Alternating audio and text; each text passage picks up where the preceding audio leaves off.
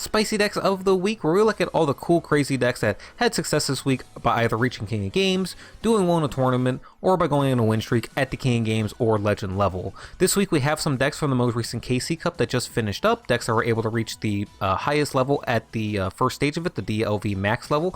I know a ban list just dropped this morning as well, so I'm sure next week we'll have some new decks from the most recent ban list once players have time to figure out new lists and are able to figure out what they should do with the new decks or the old decks that are now going to have to be revised going forward. Starting off though, we have a Dino Rabbit deck here that has a number of things going for it. So not only do we have Rescue Rabbit in its package, as well as the traditional dinosaur package, you know, with Miscellaneous Source, Survival's End, and all that stuff, but we're also using a Psy Reflector package here, as well as Overtext Quatless.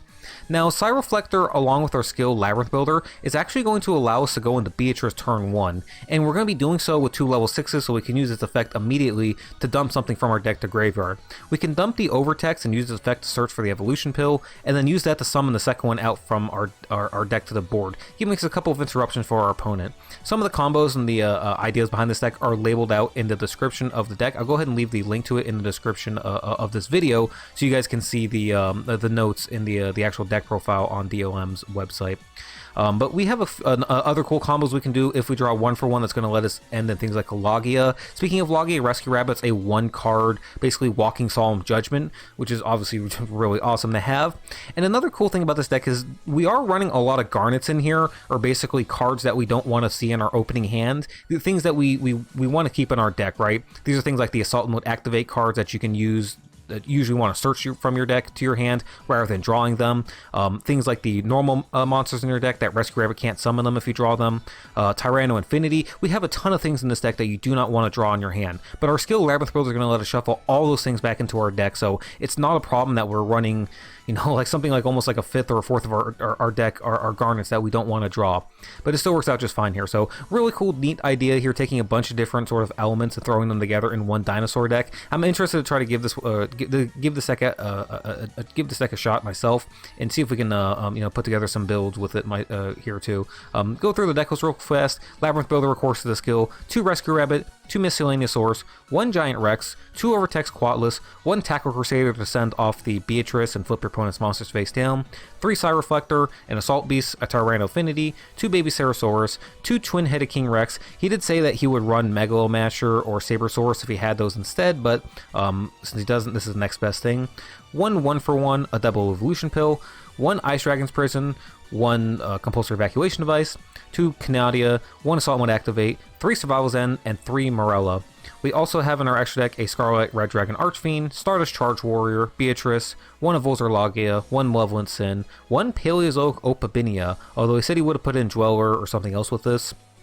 We also have a Unicorn and a Nightmare Phoenix in here, rounding out this deck. Next up, we have a Valkyrie deck.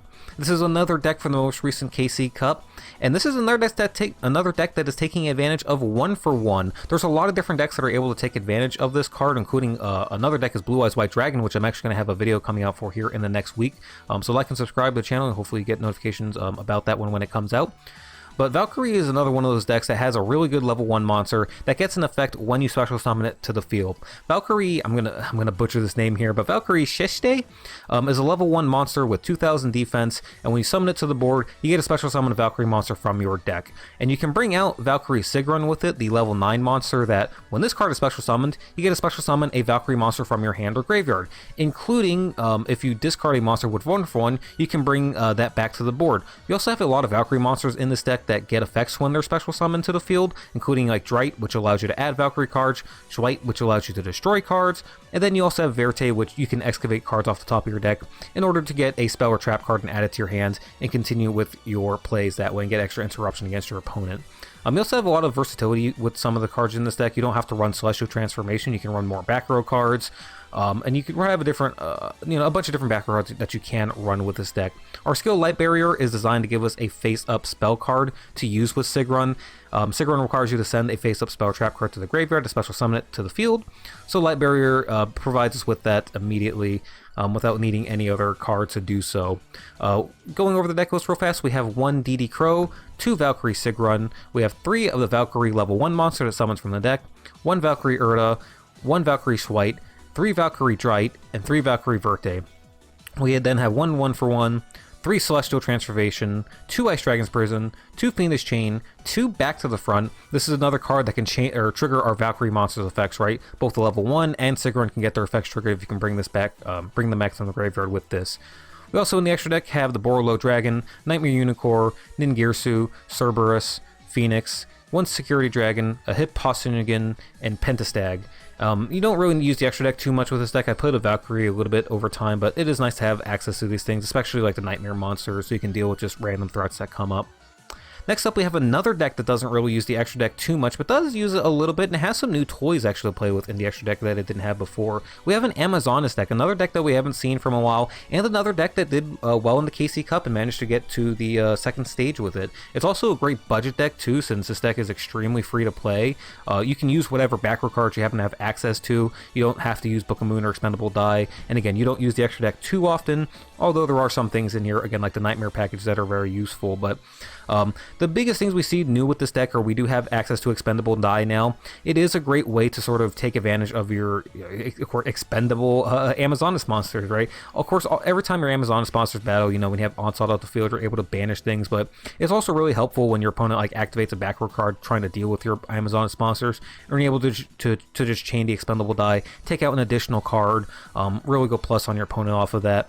Of course, we also have Reinforcement of the Army, another deck that was greatly benefited by this card, something that didn't really get too much attention when it came out. Obviously, Amazonas are well past their prime, but it is really helpful for this deck to give it the 4th additional starter.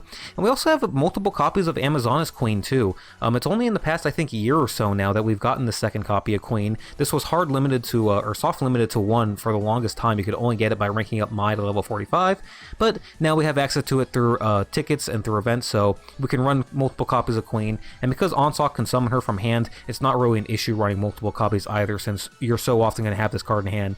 Given that we have 3 copies and 4 ways to search it out, so and ways to draw into it with the Expendable Die. So really cool list here. We have Holy Guard as our skill, of course, taking no damage during your turn, so you can just ram your monsters into stuff and banish them with Onslaught. We have 3 Amazonas Princess, 2 Amazonas Queen, 3 Amazonas Swordswoman, 1 Amazonas Baby Tiger, and 1 Amazonas Spy.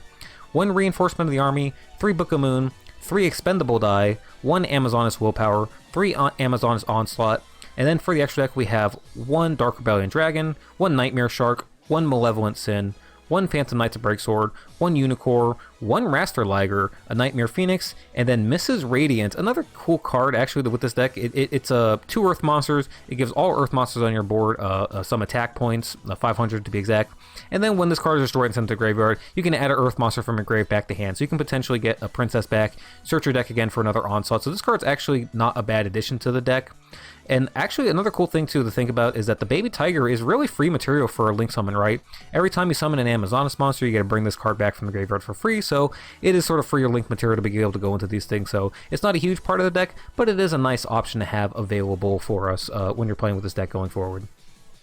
And last but not least, the only deck this week that was not from the KC Cup, we had a spicy win streak with Archfiends, and the main reason I wanted to showcase this deck is because we got a brand new card that just came out in the most recent box this past month, Pulse of the Quasars. This card is basically a Snatch steal for the archetype. Activate this card by targeting an opponent's monster, equip this card to it, and take control of it. Now, this card will be destroyed if you don't control an Archfiend card, so you have to use it with this archetype, but we do have some pretty cool Archfiend cards that we can use, and it's not just monsters, it can be spell or traps too, so we can have like continuous traps like Call of the Archfiend, or even Archfiend Eccentric, and just put it up in your Pendulum Zone, and it'll fit the requirements for falling down, so you can seal your opponent's monsters and possibly just steal wins with that really easily. We have a really neat skill that goes with this deck that kind of has been overshadowed and really hasn't been talked about, but Spirit Grasp allows you to send a level 8 Dark Monster from your hand to the graveyard, and then you get to draw a card, which is obviously really nice, being able to filter your deck and get to whatever cards you need and try to draw into other things. But also, before your normal draw, if you have at least 3 monsters in your graveyard, instead of conducting your normal draw, add a level 5 or higher monster to your hand from your graveyard, then select up to 3 Fiend monsters in your graveyard and banish them. Now, this is going to allow you to be able to summon Cursed Necrofear to the board really easily. You need 3 banished Fiend monsters in order to summon this card to the board. Once you do, you shuffle in the deck and you get effects. So being able to automatically be able to fill that requirement without needing something like Narc Necrofear to be able to banish them first is really helpful. Plus, Cursed Necrofear is a level 8 monster, so it fits the requirement of level 8s, but so do a lot of the Archfiend monsters, right? We have the Archfiend Emperor, we also have access to Archfiend Empress. They're both level 8s, and so they can be used with the skill to discard and draw as well. And once you get those Archfiends in the graveyard, you can bring them back with your trap card, which is basically a Call of the Haunted for the archetype.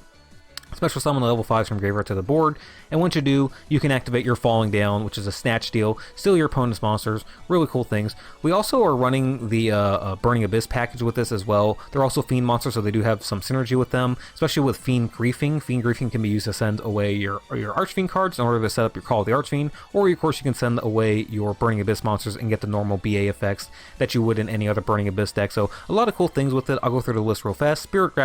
Spirit Grasp is the skill. We have 1 Cursed Necrofear, 2 Archfiend Emperor, the First Lord of Horror, 1 Dark Necrofear, 1 Tour Guide from the Underworld, 2 Skarm, 2 Archfiend Eccentric, 1 Archfiend Empress, 2 Fiendish Rhino Warrior, 1 Seer Melon Branch of the Burning Abyss, 1 Farfa of the Burning Abyss, 2 Farfa of the Burning Abyss, and then 2 Alec Melon Branch of the Burning Abyss, 2 Falling Down, 3 Call of the Archfiends, 2 Fiend Griefing. And then in our extra deck, we have 1 Virgil, Rockstar of the Burning Abyss, Galaxy Eyes Full Armor Photon Dragon, Galaxy Eyes Cypher Dragon, 2 Dante, 1 Beatrice, and then a Nightmare Unicorn and a Nightmare Phoenix rounding out this deck and this episode of Spicy Decks of the Week. Guys, if you liked the video, please be sure to like and subscribe. It really does help out the channel. I appreciate the support. Thank you guys so much for watching. Have a great rest of the day.